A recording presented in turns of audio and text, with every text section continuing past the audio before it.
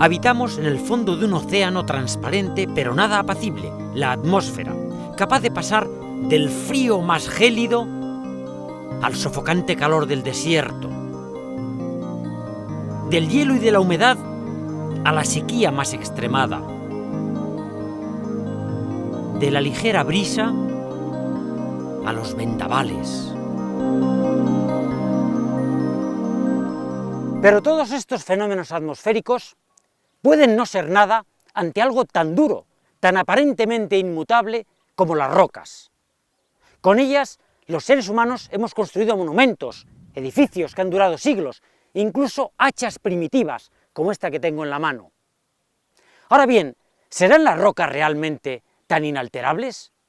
¿O bien la dinámica atmosférica puede actuar sobre ellas? Vamos a averiguarlo. Aquí vemos unas rocas graníticas muy duras, surcadas de numerosas grietas. Por ellas ha pasado el agua y ha permitido enraizar la vegetación, por ejemplo musgos, líquenes. Pero ¿cuál es el efecto del agua, de los cambios de temperatura o incluso de la vegetación sobre estas rocas? Vamos a verlo en el laboratorio.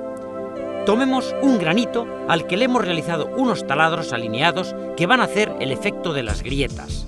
Estos huecos los llenamos de agua. ¿Y qué va a ocurrir después de una heladora noche de invierno? Pues bien, vamos a meterlos en la nevera, en el congelador, y esperaremos. Al sacarlo, vemos que el granito no es tan duro como parecía. El agua helada ha sido capaz, al aumentar de volumen, de partir la roca. Veamos ahora el proceso inverso. La roca sometida primero a fuerte calor y después a un enfriamiento brusco, como ocurre por ejemplo en los desiertos. Como vemos, la roca se fractura.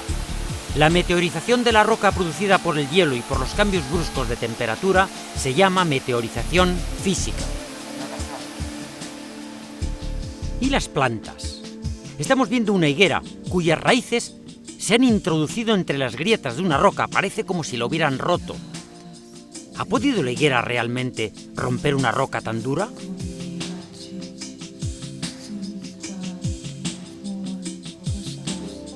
Vamos a utilizar como modelo una antigua técnica egipcia para partir piedras.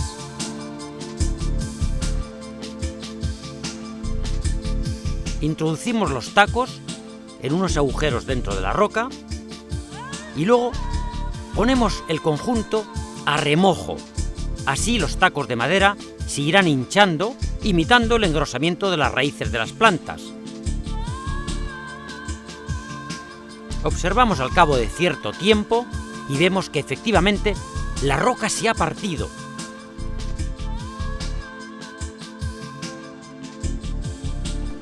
A este tipo de meteorización, de fragmentación, la podemos llamar meteorización biológica. Parece que a partir de ahora podemos olvidar el famoso dicho más duro que una piedra. ¿Pero habrá alguna otra manera de disgregar las rocas? Por ejemplo, los minerales de las rocas pueden oxidarse o disolverse, como ocurría con esa caliza. Incluso pueden sufrir otros tipos de transformación química.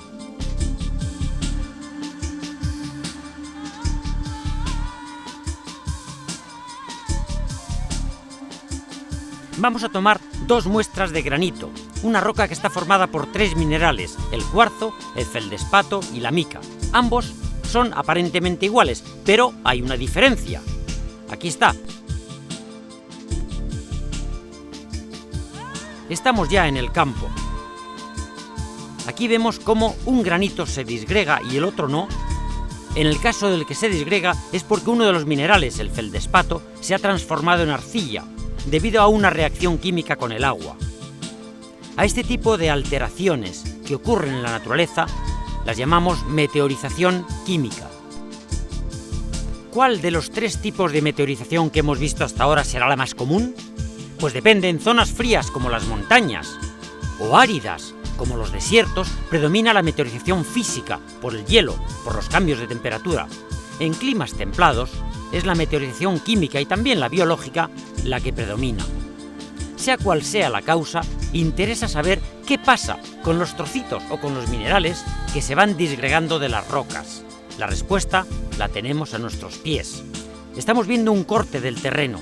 El granito cerca de la superficie se ha disgregado, se comporta como una arcilla, se ha meteorizado por hidrólisis. Además, en contacto con la atmósfera, la alteración es tan grande que ya no se reconoce la roca. Es simplemente tierra, suelo. ¿Pero qué es el suelo? ¿Es roca meteorizada solo? Pues bien, vamos a tomar una muestra en el campo y vamos a comprobarlo después en el laboratorio. Cogemos una muestra de granito. La pesamos, 10 gramos. Tomamos ahora una muestra de suelo. También la pesamos. Vamos a conseguir también 10 gramos. Y luego vamos a meterlas en el horno.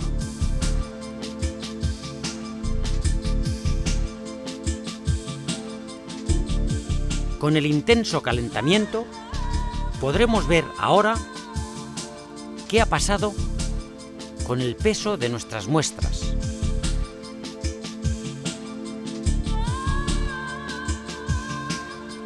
Aquí está la muestra de suelo. La pesamos y ya no pesa 10 gramos.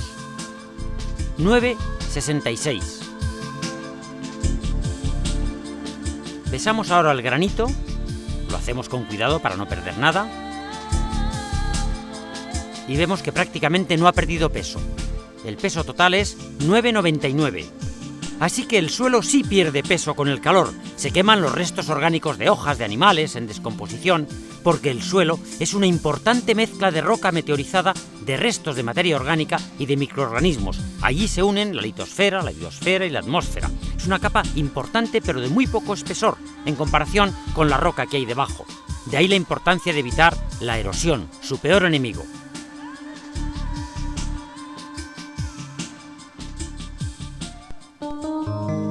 Pero no toda la roca meteorizada se convierte en suelo.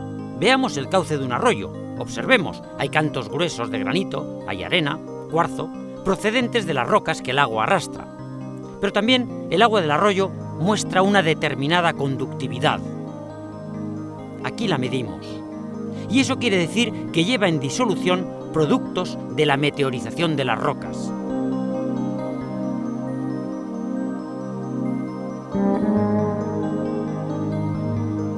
Si nos vamos ahora de este arroyo de alta montaña a una zona más baja, 20 kilómetros río abajo, ya no hay cantos gruesos, ahora hay fragmentos finos, arena, limo.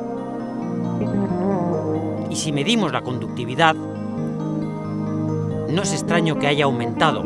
Los sedimentos arrastrados han ido reduciendo su tamaño, aumentando así la cantidad de sustancias disueltas en el agua.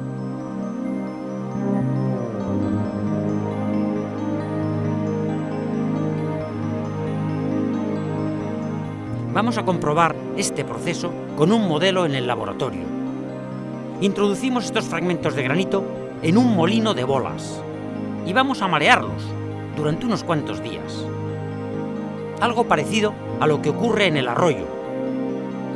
Y así podremos observar qué pasa después.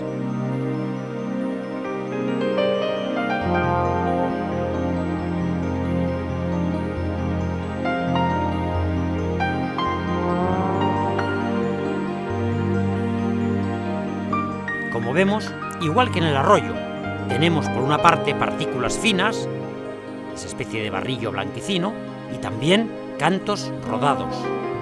Observemos uno de estos ahora. Lo lavamos un poco y vemos perfectamente que es granito pulido. El agua, además de meteorizar, transporta.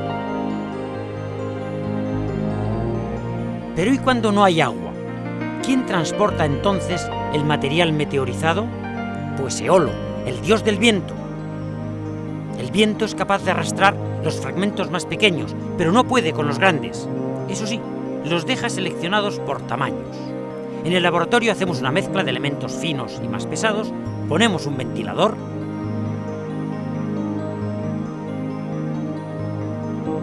y vemos cómo, por el efecto del viento, en este caso producido artificialmente, se va colocando el material en función de su peso.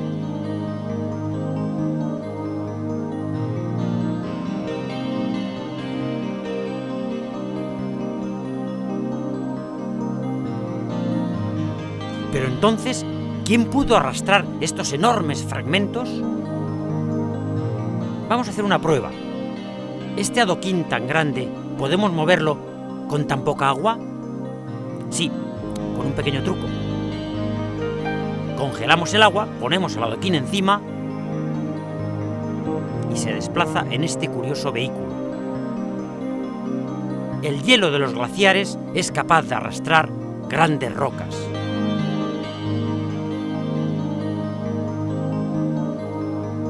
Hemos visto que el agua, el viento y el hielo transportan.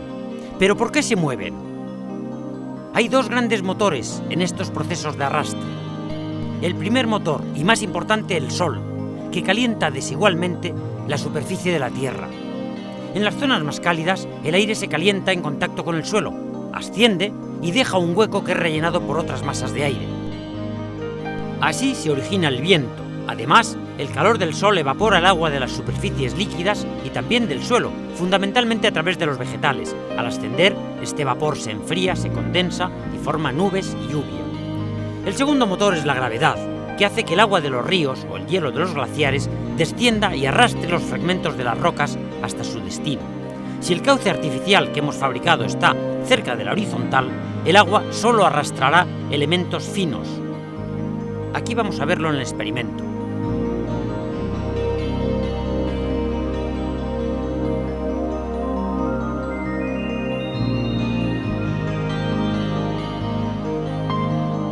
En cambio, si levantamos el cauce del agua, evidentemente es mayor su energía y por tanto arrastra también elementos más gruesos.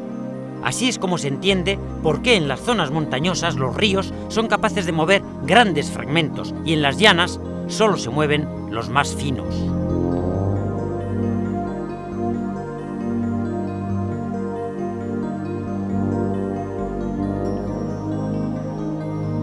Igual que en nuestro experimento, en las zonas de montaña hay cantos gruesos, en las zonas de valle, elementos finos. Hemos observado cómo el agua, el viento y el hielo son capaces de meteorizar la roca y además transportan sedimentos. El agua lo hace de manera física y química, el viento y el hielo solo físicamente. Pero hay más. Estos tres elementos configuran el paisaje otorgando nuevas formas de relieve. Son, por así decirlo, como auténticos escultores del paisaje.